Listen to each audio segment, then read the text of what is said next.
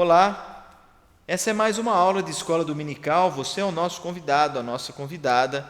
Hoje, domingo, dia 6 de dezembro. Vejam só, estamos aí chegando ao final de mais um ano desafiador, quando nós tivemos que tomar a nossa escola dominical por esse módulo ou meio virtual, online, à distância. Mesmo à distância, eu espero que esteja sendo relevante para a sua vida, proveitoso para você, para a sua família. E antes de nós meditarmos na palavra, eu quero orar com você. Vamos orar? Senhor Deus e Pai, nós estamos na Tua presença, nós clamamos o Teu santo nome, suplicamos que o Senhor fale aos nossos corações, fale com os nossos irmãos e irmãs, com cada amigo e amiga que está participando. Nos ajude, ó Pai, a compreendermos a Tua vontade em meio aos desafios da nossa vida. E pedimos que o Senhor proteja, guarde os nossos irmãos e irmãs, os nossos queridos amigos, o Teu povo, ó Pai, espalhado por toda a face da terra. Guarde as pessoas que estão enfermas, os necessitados, os aflitos, e que a Tua igreja possa ser sempre atuante no contexto no qual nós estamos inseridos. Nós oramos e pedimos tudo em nome de Jesus. Amém, Senhor. Amém. Hoje eu quero falar mais uma vez sobre a perspectiva feminina, O tema da nossa aula, a mulher é usada por Deus, Parece tão lógico isso, Mas eu acho que se faz necessário, sobretudo para nós que somos uma igreja que ainda que tardiamente, mas nós reconhecemos o ministério da mulher. Nas nossas igrejas nós temos pastores e pastoras, em pé de igualdade, para nós não existe diferença. Ainda que alguns preconceitos precisam ser vencidos. E eu queria aqui, ainda que seja uma fala de um homem, mas eu quero aqui desafiar, inclusive nós homens, a termos mais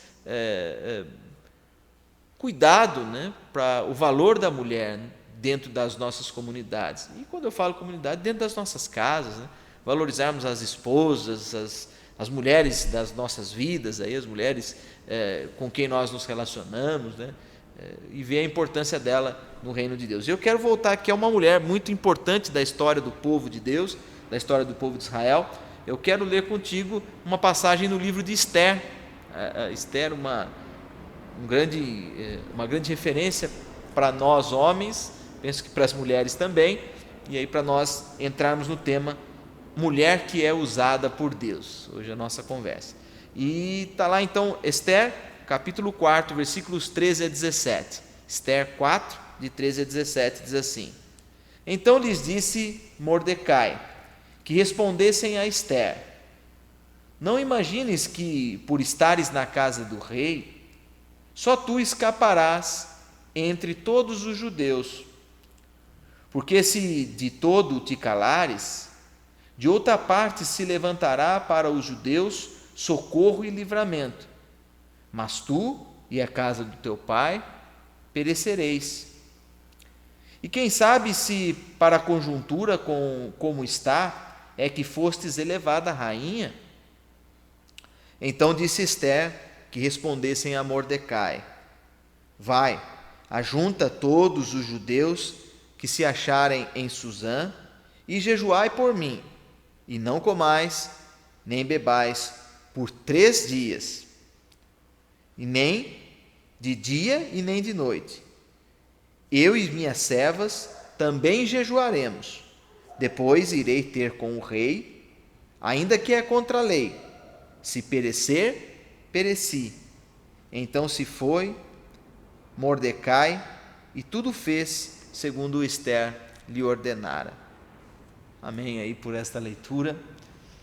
A mulher que é usada por Deus,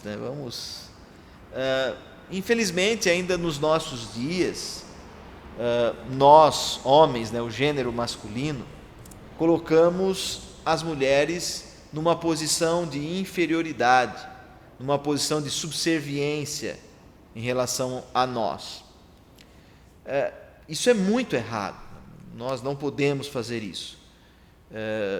Essa postura de colocar a mulher numa condição de subserviência é pecado, é exploração e precisa ser extinto no nosso meio, na nossa sociedade. Deus, o nosso Deus, ele não é conivente com a injustiça. É impossível nós pregarmos o Evangelho e colocarmos a mulher nessa subalternidade ou uma condição diferente da do homem. E para demonstrar um pouco dessa realidade, eu quero desafiar você. Eu vou ler aqui uma oração de confissão.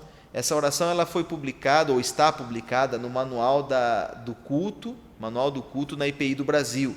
Ela é indicada a oração para ser feita na celebração do Dia Internacional da Mulher. E eu vou ler essa oração com você. No Brasil e no mundo, mulheres são espancadas por seus pais, maridos, namorados, filhos e irmãos diariamente. No Brasil e no mundo, a imagem da mulher é explorada comercialmente em sua sensualidade. No Brasil e no mundo, a mulher recebe um salário menor que o do homem pelo mesmo trabalho. No Brasil e no mundo, a mulher é vítima de assédio sexual em seu ambiente de trabalho. Esta é a oração que está no Manual do Culto. Vejam só, situações em que comprovam essa crise que vive a nossa sociedade. Mulheres são espancadas dentro dos seus próprios lares, por maridos, namorados, por filhos, e a violência que elas sofrem não apenas de maneira física, mas verbal, não podemos ser coniventes.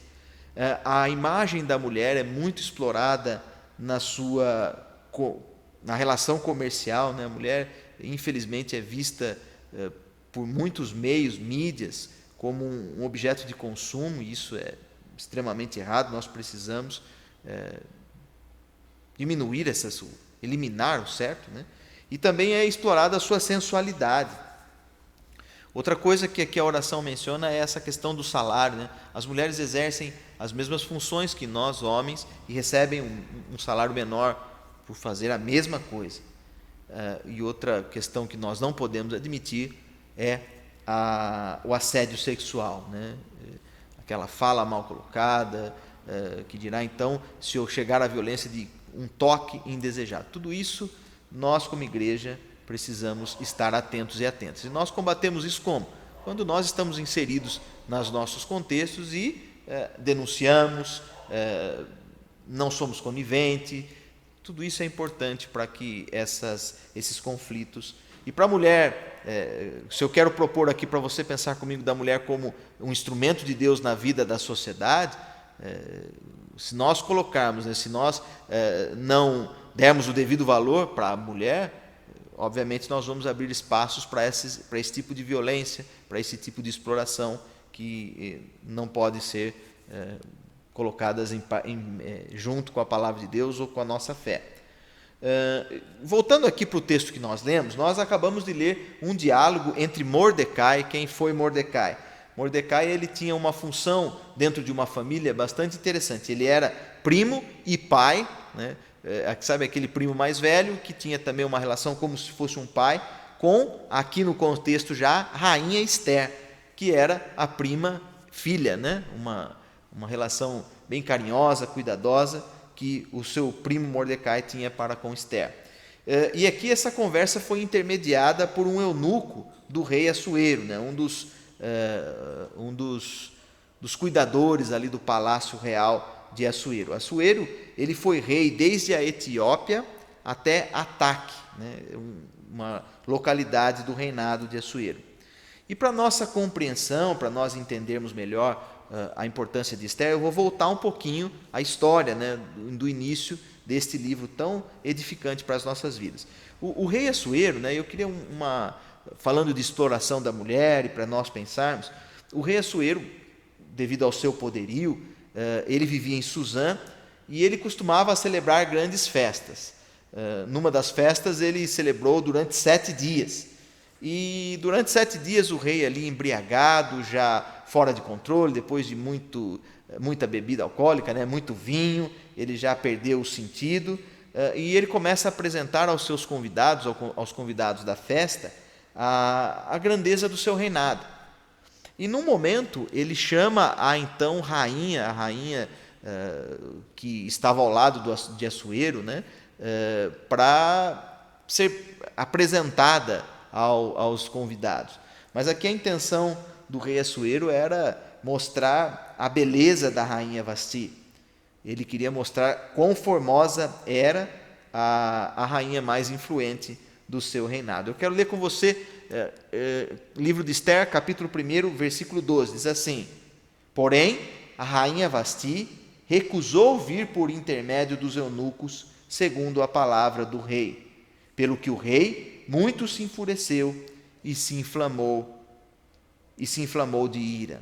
Está aí, Esther, capítulo 1, 12. Furioso a decisão do rei, ele ficou furioso porque um pedido dele foi negado. E então o que acontece? Os seus conselheiros, eles indicam que ele deveria expulsar a rainha Vasti do seu cargo. Vasti não poderia mais ser rainha naquele contexto. Eu queria parar um pouco a história para nós valorizarmos a atitude de Vasti, né? Vasti não aceitou ali ser um objeto na mão do rei. Lembrando da oração que nós fizemos no início, ou lemos, ela não aceitou ter a imagem dela vinculada a uma posição de objeto para ser assediada, né, para ser explorada na sua sensualidade. E sair dessa posição de subserviência e de exploração não é uma atitude fácil. É muito difícil para a mulher tomar uma atitude encorajada, né, de se contrapor quando ela é assediada. Por vezes, as mulheres no nosso contexto, assim como a rainha Vasti, são assediadas por nós homens. E muitas vezes nós, homens embriagados, acabamos cometendo assédio, forçação de barra, palavras indecorosas. E quando alguma mulher se contrapõe a essa atitude, é muito comum que ela sofra represálias ou perca o emprego, perca a sua condição social. E é o que aconteceu com a rainha Vasti. Ela foi destituída do cargo de rainha por conta da sua posição. Ela não aceitou ser apresentada. E aí então o que acontece? Uma vez que a rainha a rainha Vasti sai do seu reinado, Assuero chama ali os seus capangas, né, as pessoas que trabalhavam para ele, e pede para que todas as moças virgens se apresentassem no palácio, junto aos eunucos, e que dentre todas as moças fosse escolhida a princesa, né, a futura rainha. E eu quero ler com você o capítulo 2 de Esther, versículos 5 e 7, para nós entendermos um pouco mais. Diz assim: ora, na cidade de Suzã havia certo homem judeu, benjamita, chamado Mordecai, filho de Jair, filho de Simei, filho de Quis, que fora transportado de Jerusalém com os exilados que foram deportados com Jecônias, rei de Judá, a quem Nabucodonosor, rei da Babilônia, havia transportado. Ele criara a Hadasse, que é Esther, filha de seu tio, a qual não tinha pai nem mãe, e era jovem bela, de boa aparência e formosura. Tendo morrido o pai e mãe, Mordecai tomara por filha. Então, lendo esses dois versículos, a gente pode ver essa relação aí de um primo que se tornou um pai, né, um cuidador dessa jovem. Agora, imaginem só vocês, né, o que acontece aqui nesse contexto. A Esther se apresenta ali com os eunucos do rei para ser uma das futuras, ou pensando em tomar o cargo de rainha. E, obviamente, o que acontece, se você ler o texto, Esther é escolhida como a rainha ou a princesa para substituir Vasti, que perdera o cargo por conta de uma posição. É isso mesmo, né? Esther, uma mulher do povo judeu, escolhida para estar ao lado de um rei poderoso, um rei de outro contexto cultural, outro contexto religioso. E aí vai o grande desafio de Esther, né? Entender o porquê que ela estava ali. Eu imagino com vocês, nem acho que um grande escritor de Walt Disney conseguiria contar uma história tão bela quanto essa de uma plebeia que torna-se rainha.